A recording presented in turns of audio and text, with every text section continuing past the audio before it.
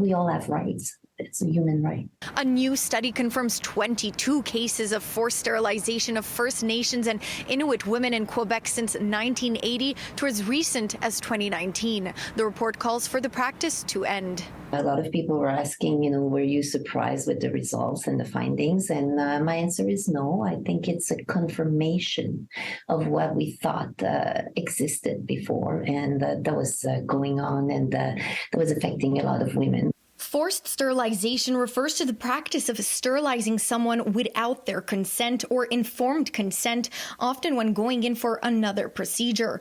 Between the ages of 17 and 33, that's when the majority of research participants say they were sterilized. It's not a surprise. We know these things happen. It's sort of like the mass graves. When that happened, if you look at the, Truth and Reconciliation report, you'll have people who have come up and mentioned this before. So it is not a surprise.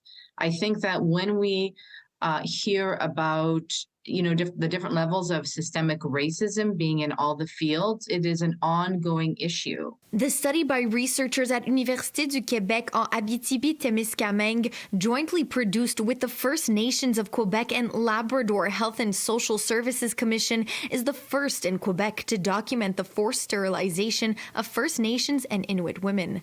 A lot of women, were fearful a little bit on saying, we won't be heard. I tried it before. Nobody believes us. So there had to be a cultural approach to that whole process. The majority of the participants say they did not sign a form consenting to sterilization, and those who did said the information they received from medical staff was not clear about the procedure's impact on their ability to have children. The study includes 31 recommendations and calls on the Quebec College of Physicians to immediately end the practice, also demanding action from the provincial and federal governments.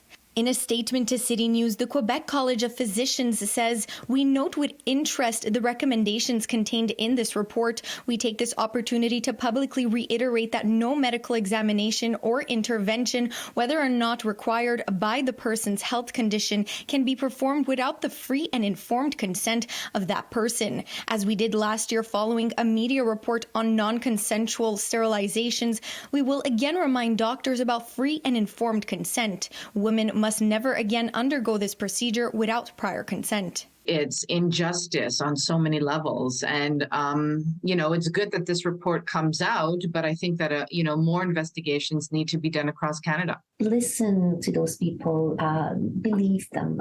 They have a story to tell. In Montreal, Pamela Pagano, City News.